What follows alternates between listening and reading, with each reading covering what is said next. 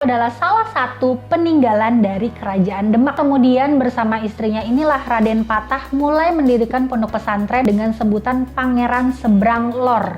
Emang udah banyak sih sebenarnya konflik yang terjadi di dalam kerajaan Demak ini. Perang saudara itu lebih ke ngerebutin warisan kayaknya ya. Lu pikir enak jadi pemimpin? Lu pikir gampang?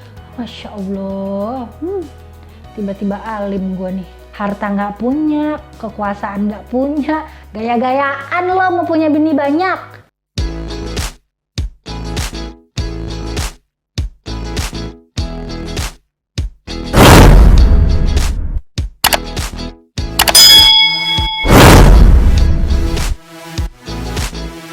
Hai, assalamualaikum warahmatullahi wabarakatuh. Gimana kabarnya teman-teman semua hari ini? Semoga kita semua selalu dalam keadaan sehat ya, amin. Gak usah heran kenapa ngelihat penampilan aku kali ini. Ini di video ini aku kelihatan kayak wanita muslimah banget gitu ya. Enggak, padahal mau pencitraan. Enggak, tadi tuh lagi nyari-nyari di lemari mau pakai kerudung apa ya hari ini kira-kira. Ketemunya ini nih yang kelihatan tuh langsung ini. Ya udahlah pakai aja, nggak masalah. Aku mau pakai apa juga kelihatannya tetap cantik, jadi nggak ada masalah ya. Tapi juga sesuai sama video kali ini, karena di video kali ini aku akan bawakan tentang salah satu sejarah kerajaan Islam di Nusantara. Makanya ya udah, kebetulan ketemu sama kerudung yang agak-agak terlihat muslimah banget, ya udahlah, cocok dong berarti. Gimana nih, udah kangen dong pastinya sama aku ya. Udah kepo banget ya, kira-kira kali ini nih si Yuli mau bahas apa lagi ya? Yang jelas pastinya aku belum kehabisan materi dong. Apalagi ya yang kira-kira mau aku bahas kali ini? Tenang aja kok, gak bakal kehabisan materi kok aku. Soalnya Indonesia itu kan luas banget ya, jadi gak bakal ada habisnya nih buat kita kulik. Dari mulai tempat, peristiwa, sosok, mitos, kuliner, cerita rakyat. Aduh, pokoknya banyak banget deh pastinya yang bisa kita bahas. Tinggal ngumpulin mood sama waktunya aja nih sebenarnya buat cari materi. Ngumpulin bahan, bikin video, ngedit, sampai bisa di-upload. Soalnya emang itu yang paling susah sebenarnya. Apalagi di tengah kesibukan aku kerja dan kesibukan lainnya juga nih. Yaitu yang paling susah sebenarnya tuh bagi waktunya aja. Makanya aku mohon maaf banget ya. Kalau belakangan ini aku tuh sering banget gitu ya telat upload video. Ya karena itu tadi aku tuh lagi banyak kerjaan. Dan bagi waktunya tuh jadi agak susah gitu loh guys. Tapi pastinya aku akan terus usahakan yang terbaik nih buat kalian semuanya lah ya tentunya. Yang udah terus support channel aku ini. Oke, kali ini aku mau bahas apa ya kira-kira? Ya sesuai lah ya sama yang udah tertera di judul. Kali ini aku akan coba ngulik nih sedikit tentang salah satu kerajaan terbesar di Indonesia. Kalau di video sebelumnya aku ada bahas soal kerajaan Majapahit, salah satu kerajaan terbesar di Indonesia. Dan kali ini aku juga bakalan ngebahas soal kerajaan terbesar yang ada di Indonesia, yaitu kerajaan Demak. Kenapa Demak? Ya nggak apa-apa sih, ya suka-suka gue lah, gue mau bahas apa, channel-channel gue. Makanya kalau kalian mau request aku mau bahas apa lagi di video selanjutnya, langsung aja tulis di kolom komentar. Kalau kalian nggak request, ya suka-suka aku dong, aku mau bahas apa. Yang penting kan aku tetap bisa memberikan informasi-informasi yang insya Allah bermanfaat buat kalian semua ya. Oke, lanjut aja lah ya kalau gitu ya. Ini durasinya udah makin jalan terus, ntar kalau kepanjangan aku capek ngedit videonya. Tapi ya, sebelum kalian lanjut nonton video ini, aku mau disclaimer dulu nih. Kalau semua informasi yang aku sampaikan selama ini di video-video aku, itu semua adalah berdasarkan hasil research aku lagi dari internet. Jadi kalau menurut kalian ada informasi yang aku sampaikan ini, ada yang kurang lengkap, kurang tepat, atau mungkin salah, gak apa-apa. Langsung kalian koreksi aja ya. Kalian tulis aja langsung di kolom komentar, langsung dibenerin aja yang menurut kalian benar. Karena aku ini kan memang bukan expert ya, bukan ahlinya di bidang seperti ini. Aku nih cuma coba mencari informasi dari sumber-sumber yang insya Allah terpercaya dan aku bagikan lagi ke kalian. Supaya wawasan kita tuh juga sama-sama nambah, kita juga sama-sama makin pinter. Anggap aja kita lagi sama-sama belajar ya. Terus juga jangan lupa nih, sebelum kalian lanjut lagi nonton video ini, aku mau ingetin dulu, jangan lupa diklik tombol like-nya, kemudian di subscribe, dan di share ke seluruh sosial media yang kalian punya. Dan satu lagi, jangan lupa juga diklik tombol loncengnya, supaya kalau aku ada upload video terbaru, kamu nih bisa jadi orang pertama yang nonton video aku. Ya udah kalau gitu openingnya segitu aja lah ya, nggak usah kepanjangan, ntar kalian keburu mabur lagi, keburu bosen ya. Oke, langsung aja kalau gitu kita lanjut videonya. Ini dia cerita singkat sejarah kerajaan Demak. Enjoy the video ya.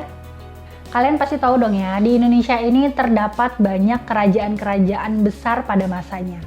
Kayak contohnya Kerajaan Majapahit, Singosari, Sriwijaya, Kerajaan Kutai, ada Mataram, dan masih banyak lagi pastinya. Nah, salah satu kerajaan besar di Indonesia yang kali ini mau aku bahas adalah Kerajaan Demak. Coba ya, kita kenalin dulu yuk sedikit soal Kerajaan Demak ini. Kerajaan Demak adalah sebuah kerajaan Islam pertama yang ada di pantai utara Pulau Jawa. Dulu nih ya, wilayah Demak ini pertama muncul sebagai kabupaten dari Kerajaan Majapahit. Jadi tuh Kerajaan Demak ini tuh sebenarnya dulunya ini masuk di kawasan wilayah Kerajaan Majapahit nih dulunya. Tepatnya jadi kabupaten di Kerajaan Majapahit. Kesultanan atau Kerajaan Demak ini menjadi salah satu pelopor yang cukup besar dalam penyebaran agama Islam di wilayah Pulau Jawa. Tapi sayang nih, umur Kerajaan Demak ini relatif cukup pendek dibandingkan sama kerajaan lainnya pada saat itu. Tapi jangan khawatir, walaupun usia kerajaan ini cukup pendek ya, tapi Kerajaan Demak ini masih meninggalkan beberapa peninggalan yang bahkan sampai saat ini masih berguna loh buat kita-kita. Salah satu peninggalan yang cukup terkenal dari Kerajaan Demak ini yaitu Masjid Agung Demak yang didirikan oleh para Wali Songo. Siapa coba yang udah pernah ke Masjid Agung Demak? Nah, itu Masjid Agung Demak itu adalah salah satu peninggalan dari Kerajaan Demak pada saat itu yang sampai sekarang masih terawat dan masih dijaga, bahkan masih sangat berguna khususnya buat umat muslim. Selain itu ya, Kerajaan Demak juga menjadi salah satu pusat penyebaran agama Islam yang ada di Indonesia. Dan udah pasti dong ya, Kerajaan Demak ini punya sejarah yang cukup kompleks. Mulai dari proses berdirinya sampai berakhirnya kerajaan tersebut. Nah, coba sekarang kita mulai bahas dari awal berdirinya Kerajaan Demak dulu ya. Kerajaan Demak ini berdiri pada awal abad ke-15 Masehi, seiring dengan kemunduran dari Kerajaan Majapahit. Kerajaan Demak ini didirikan oleh Sultan Fatah atau yang lebih kita kenal dengan Raden Fatah. Raden Fatah ini adalah putra dari Raja Majapahit yaitu Kertabumi Brawijaya V dengan ibunya yang bernama Putri Campa.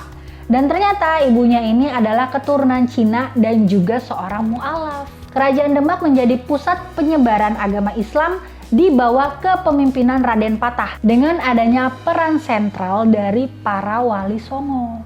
Dalam mendirikan kerajaan, Sultan Fatah ini meminta pertimbangan gagasan atau konsep kepada para ulama atau tokoh Islam yang disebut Wali Songo. Sebelumnya, Raden Fatah ini menimba ilmu kepada Sunan Ampel. Lalu setelah ilmunya dirasa sudah mumpuni nih ya, akhirnya Raden Fatah ini diperintahkan untuk mensyiarkan ajaran agama Islam di daerah Gelagahwangi atau Bintoro. Nah, dua tempat ini, Gelagahwangi atau Bintoro ini masih di dalam kawasan wilayah Demak. Dan di saat ilmu agamanya ini sudah dirasa cukup mumpuni nih oleh Sunan Ampel, Raden Fatah ini akhirnya dijodohkan nih dengan Nyai Ageng Malaka. Mungkin karena Raden Fatah ini sudah dilihat oleh Sunan Ampel kalau beliau ini sudah layak gitu untuk membangun sebuah rumah tangga. Akhirnya beliau ini dijodohkan dengan Nyai Ageng Malaka nih sama Sunan Ampel karena beliau ini dirasa sudah cukup mampu untuk menjadi imam dalam keluarga.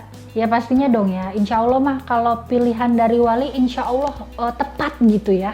Dan setelahnya kemudian bersama istrinya inilah Raden Fatah mulai mendirikan pondok pesantren di daerah Gelagahwangi atau Bintoro pada sekitar tahun 1475 Masehi.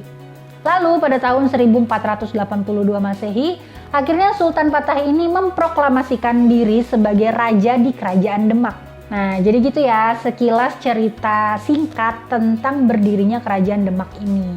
Yuk, mau tahu apa lagi soal Kerajaan Demak? Mau bahas apa lagi nih kita? Coba deh selanjutnya kita coba bahas yuk siapa aja pemimpin-pemimpin di Kerajaan Demak ini. Kita mulai dari urutan yang pertama dulu ya. Udah jelas dong ya, dari pendirinya aja nih di awal kalian udah pasti tahu dong ya, udah pasti bisa nebak siapa pemimpin pertamanya. Ya bener banget lah, yang tadi aku ceritain itu di awal. Raden Fatah adalah raja pertama dan menjabat selama 18 tahun di Kerajaan Demak. Mulai dari tahun 1500 sampai dengan tahun 1518 Masehi. Dan selama ia berkuasa di Kerajaan Demak, banyak hal yang sudah ia bangun. Mulai dari rumah ibadah, termasuk Masjid Agung Demak yang tadi aku bilang di awal itu tuh, di awal video. Yang sampai sekarang masjidnya ini masih berdiri kokoh di pusat kota Demak. Kemudian pemimpin yang kedua siapa ya kira-kira? Ada yang tahu? Nah, setelah Raden Fatah ini menjadi raja di Kerajaan Demak, Beliau ini kemudian memiliki seorang anak yang bernama Pati Unus, di mana anak Raden Patah ini kemudian naik tahta setelah masa kekuasaan sang ayah ini sudah berakhir pada tahun 1518. Ya udah pasti tahu dong ya, kalau sebuah kerajaan itu biasanya yang akan memimpin atau menerima tahta selanjutnya itu adalah keturunan-keturunannya nih biasanya. Sama juga nih di kerajaan Demak juga seperti itu. Setelah Raja Patah ini sudah tidak menjabat lagi sebagai raja di kerajaan Demak, ya udah akhirnya Pati Unus atau anaknya ini menggantikan sang ayah untuk menjabat sebagai raja di kerajaan Demak. Tapi ya masa jabat Pati Unus ini tuh nggak lama. Beliau hanya berkuasa selama 3 tahun aja. Soalnya Pati Unus ini tuh gugur dalam perang. Kala itu beliau ini gugur dalam usaha perlawanannya untuk menyerbu Portugis. Yang untuk kedua kalinya Portugis ini ke Malaka pada tahun 1521. Dan setelah beliau gugur nih, kemudian beliau atau Pati Unus ini diberi gelar dengan sebutan Pangeran Seberang Lor. Atau kalau dalam bahasa Indonesianya itu artinya pangeran yang menyeberang ke utara. Nah kemudian di urutan selanjutnya atau di urutan ketiga yang memimpin di kerajaan Demak yaitu Sultan Trenggana. Beliau ini juga menjadi salah satu raja dalam silsilah kerajaan Demak yang dikenal karena pertempurannya dalam merebut Sunda Kelapa dari tangan penjajah Portugis yang ada di bawah kepemimpinan Fathahillah. Di masa kekuasaannya Sultan Trenggana nih ya, kerajaan besar yang ada di Pulau Jawa seperti Kerajaan Madura, Blambangan, Mataram, dan Pajang berhasil dikuasai oleh Kerajaan Demak pada saat itu. Tapi kemudian pemerintahan Sultan Trenggana ini berakhir setelah ia wafat ketika peperangan yang terjadi di Pasuruan pada tahun 1546. Lagi-lagi ya wafat di medan perang. Makanya kalian nih harus banyak-banyak bersyukur. Kita nih nggak mungkin sekarang bisa ada di sini. Aku nggak mungkin sekarang bisa bikin konten kayak gini kalau bukan karena jasa para pahlawan dulunya. Makanya kita tuh wajib dan kudu banget bisa tahu nih dan menghargai tentang para pahlawan kita ini. Terus pemimpin selanjutnya yaitu ada Sultan Prawoto. Nah kalau ini aku mau coba ceritain sedikit dulu ya awal kisah beliau ini bisa menjabat di kerajaan Demak. Jadi setelah Pati Unus ini turun tahta ya, mulai timbullah nih pergolakan di dalam kerajaan Demak. Soalnya hal ini disebabkan tidak ada lagi keturunan yang berasal langsung dari permaisuri yang menjadi pemimpin sebelumnya atau istri dari Pati Unus. Jadi keturunan penerus dari Pati Unus ini tuh udah nggak ada guys.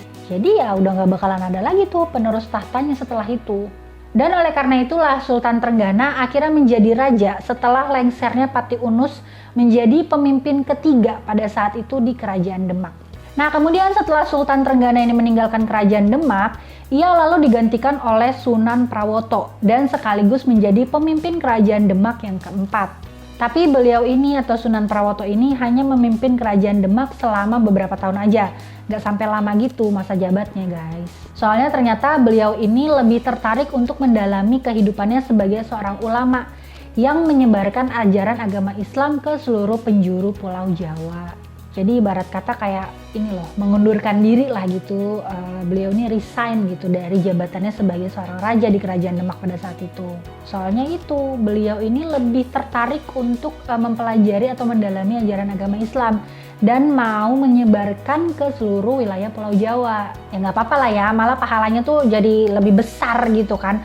Berdakwah di jalan Allah ya pasti gede banget dong pahalanya ya kan. Memperkenalkan Islam supaya banyak umatnya yang lebih banyak menyembah Allah. Nah kemudian siapakah penggantinya ya setelah kerajaan Demak ini ditinggalkan oleh Sunan Prawoto? Jadi dalam sejarah tercatat bahwa Sunan Prawoto ini meninggal dunia karena dibunuh oleh orang suruhan dari Arya Penangsang yang ingin mengambil alih kekuasaan di kerajaan Demak. Dan oleh sebab itu secara tidak langsung akhirnya Arya Penangsang ini kemudian menjadi raja di kerajaan Demak pada saat itu. Dan selanjutnya beliau ini atau Arya Penangsang memindahkan pemerintahan yang ada di dalamnya ke Jipang. Atau mungkin kalau sekarang kalian lebih mengenalnya dengan nama Blora. Setelah itu berbagai konflik pun mulai muncul nih. Terlebih lagi ternyata nih ya, kerajaan Demak ini nggak cuma pindah ke Blora aja.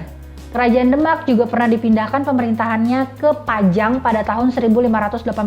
Pajang itu tuh daerah, kalau sekarang kita lebih kenal dengan nama Surakarta. Setelah adanya pemindahan kerajaan Demak ke Pajang pada tahun 1586 itu, Hadiwijaya berhasil mengalahkan Arya Penangsang. Dan pada masa itu pula lah kerajaan Demak ini berakhir dan juga runtuh. Jadi begitulah kira-kira ya sedikit cerita tentang silsilah para pemimpin di kerajaan Demak. Terus ayo mau coba bahas apa lagi nih dari kerajaan ini? Coba kita cari tahu ya, kenapa kerajaan Demak ini bisa sampai runtuh dan gak ada. Kita bahas satu-satu yuk. Jadi sebenarnya sebelum kerajaan Demak ini direbut oleh Hadiwijaya nih dari tangan Arya Penangsang, emang udah banyak sih sebenarnya konflik yang terjadi di dalam kerajaan Demak ini. Ya wajar sih ya, namanya juga kerajaan gitu. Jangankan kerajaan, rumah tangga aja yang di dalamnya tuh anggotanya nggak terlalu banyak gitu. Paling maksimal cuma berapa sih? 12 orang, 13 orang lah, Gen Halilintar tuh 13 orang. Itu aja pasti banyak banget konflik yang terjadi di dalamnya. Apalagi kerajaan. Segitu gede gitu ya wilayahnya, terus masyarakatnya juga banyak, pasti banyak banget konflik yang terjadi di dalamnya. Jadi ya sebelum kerajaan ini runtuh dan gak ada nih, ada beberapa konflik yang memicu keruntuhan kerajaan ini. Apa aja ya kira-kira? Kita coba mulai bahas dari yang pertama dulu yuk. Yang pertama ini adalah terjadinya perang saudara. Tragedi perang antara saudara ini berawal dari persaingan yang terjadi antara Pangeran Surowiyoto atau yang lebih kita kenal dengan Sekar Sedalepen dengan Sultan Trenggana. Mereka ini adalah merupakan dua putra dari pemimpin kerajaan Demak sebelumnya atau pemimpin yang pertama yaitu Raden Patah. Setelah Raden Patah meninggal dunia nih ya, kedua putranya ini mulai bersaing nih untuk memperebutkan kedudukan tahta sang raja. Dan setelah adanya persaingan tersebut, akhirnya Sultan Trenggana lah yang berhasil menduduki tahta raja tersebut. Ternyata ini tuh dari dulu ya, perang saudara ini tuh ada ya, buat ngerebutin tahta gitu ya. Kalau sekarang mungkin perang saudara itu lebih ke ngerebutin warisan kayaknya ya. Tapi ya tahta juga ada sih. Ya kalau emak bapaknya, orang tuanya ini punya perusahaan besar gitu, seorang pengusaha kaya raya, ya pasti anak-anaknya itu tuh ngerebutin kedudukan bapaknya itu. Ya sama aja kayak gini, perebutan tahta. Pasti ada aja lah tuh anak-anaknya yang iri tuh, yang mau gantiin kuasa bapaknya tuh buat jadi penguasa di kerajaan itu.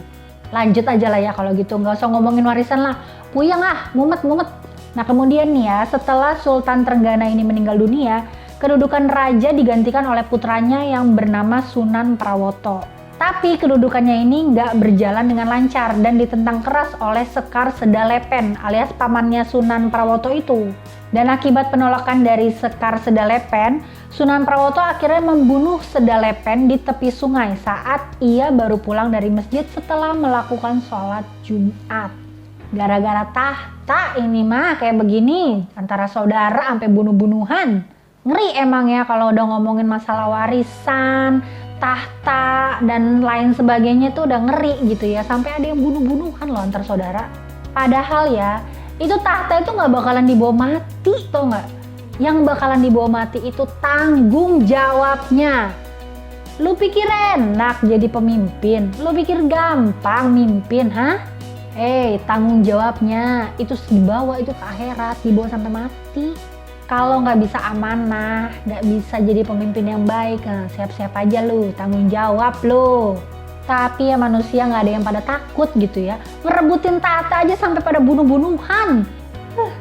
Dan pada tahun 1561, Arya Penangsang atau raja kelima di kerajaan Demak ini sekaligus putra dari Sekar Sedalepen membalaskan dendam ayahnya nih dengan membunuh Sunan Prawoto sekeluarga dan merebut posisi Raja Demak yang kelima.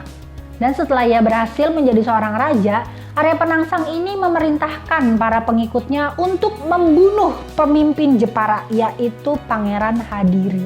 Nah, hal itulah yang kemudian membuat para adipati termasuk Jaka Tingkir Hadiwijaya pada saat itu memusuhi raja tersebut atau Arya Penangsang. Makanya akhirnya Arya Penangsang ini dibunuh juga oleh Hadiwijaya. Ya udah makanya kayak gitu deh, bunuh-bunuhan aja deh tuh terus tuh buat ngerebutin tahta kerajaan. Ngerebutin tahta aja sampai bunuh-bunuhan, heran nih, gak ada takut-takutnya sama dosa ya. Masya Allah, tiba-tiba alim gua nih. Terus konflik yang kedua yang menyebabkan kerajaan Demak ini hancur yaitu adanya perdebatan sengketa di dalam keluarga para raja. Salah satu penyebab runtuhnya kerajaan Demak ini selanjutnya adalah perbedaan keturunan yang ada di dalam keluarga Raden Patah.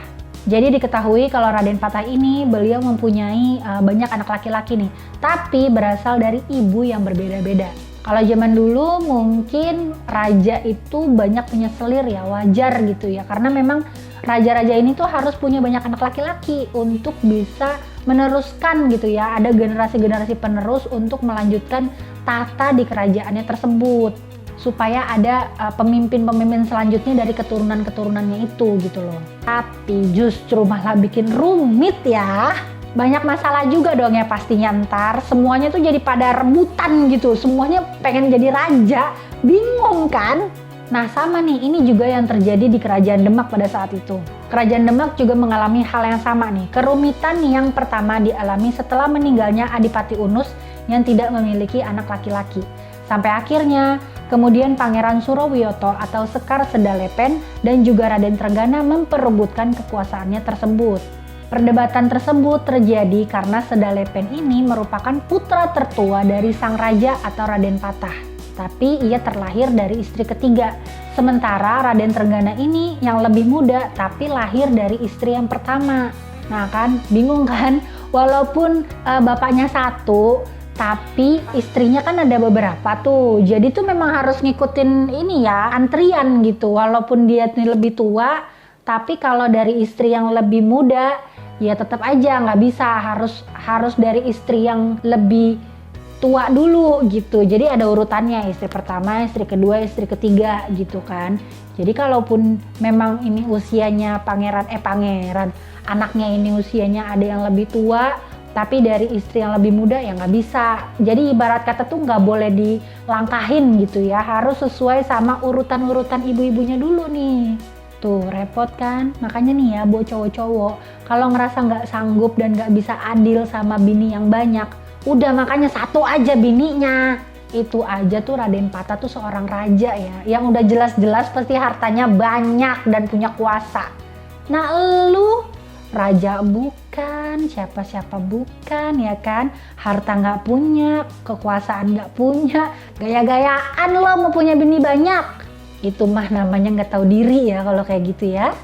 Kemudian konflik yang ketiga atau yang terakhir ini yang memicu runtuhnya kerajaan Demak pada saat itu, yaitu pemerintah kerajaan yang gagal. Jadi pemerintah kerajaan Demak yang gagal menjadi salah satu faktor penyebab kerajaan Demak runtuh pada saat itu. Berbagai masalah yang terjadi seperti perbedaan mazhab antara masyarakat dan bangsawan, kemudian karena masalah pemerintah yang tidak peduli dengan rakyatnya dan terlalu fokus dengan perang Portugis, serta kurangnya mendengarkan aspirasi dari rakyat, membuat kerajaan Demak ini tidak dapat bertahan. Nah jadi begitulah ya, kira-kira ada 3 konflik yang cukup berpengaruh besar nih, yang memicu terjadinya keruntuhan di kerajaan Demak pada saat itu. Dan begitulah kira-kira sedikit cerita yang bisa aku bagikan ke kalian semua tentang asal-usul kerajaan Demak. Semoga kita bisa banyak ambil pelajaran nih dan hikmah juga dari kisah ini. Khususnya bagi para pemimpin. Mau mimpin apa aja deh itu pokoknya, mimpin negara, mimpin perusahaan, atau mimpin rumah tangga. Banyak banget loh hal-hal berharga yang bisa kita ambil dan kita petik dari cerita kerajaan Demak ini. Yang baik-baiknya ya kita ambil ya. Kalau yang dirasa kurang baik gitu ya jangan diambil, cukup dijadiin pelajaran aja ya. Terutama soal itu tuh tadi istrinya yang banyak itu bikin rumit loh. Jadi ya kalau ngerasa belum mampu dan belum bisa adil, ya udah jangan coba-coba. Itu aja Raden Patah ya yang seorang raja, itu keluarganya bisa rumit loh gara-gara istrinya banyak. Apalagi lu ya. Udah pokoknya nggak usah macem-macem, cukup satu aja tapi berusaha dibahagiain gitu. Jadikan keluarga yang sakinah mawadah warohmah, insya Allah til jannah, amin. Dan semoga informasi yang aku sampaikan ini juga bisa bermanfaat buat kalian semua ya. Bisa nambah pengetahuan kalian lagi tentang keragaman yang ada di Indonesia lah tentunya. Dan sekali lagi aku mau kasih tahu ya, kalau semua informasi yang aku sampaikan di semua video-video aku selama ini, itu semua adalah berdasarkan hasil research aku lagi dari internet. Jadi kalau menurut kalian ada informasi yang kurang tepat, kurang lengkap, atau mungkin ada yang salah, nggak apa-apa, langsung kalian koreksi aja, kalian tulis aja langsung di kolom komentar ya. Anggap aja kita sama-sama lagi belajar. Dan kalau kalian suka sama video ini, jangan lupa dong diklik dulu tombol like-nya, kemudian di subscribe, dan di-share ke seluruh sosial media yang kalian punya. Dan satu lagi, jangan lupa juga diklik tuh tombol loncengnya supaya kalau aku ada upload video terbaru, kamu nih bisa jadi orang pertama yang nonton video aku. Dan kalau kalian punya saran juga masukan untuk aku nih buat bahas apa lagi di video aku selanjutnya, nggak apa-apa, langsung aja. Kalian jangan malu, jangan ragu, jangan sungkan, tulis langsung di kolom komentar ya. Insya Allah nanti kalau aku ada kesempatan, aku bakal bawain deh request dari kalian ya. Terus support channel aku ya, supaya aku terus bisa memberikan informasi yang insya Allah bermanfaat buat kalian semua lah tentunya. Oke, kalau gitu sampai di sini dulu ya video aku kali ini. Kita ketemu lagi di video-video aku selanjutnya. Sampai jumpa ya. Dadah. Wassalamualaikum warahmatullahi wabarakatuh. Dah. Assalamualaikum.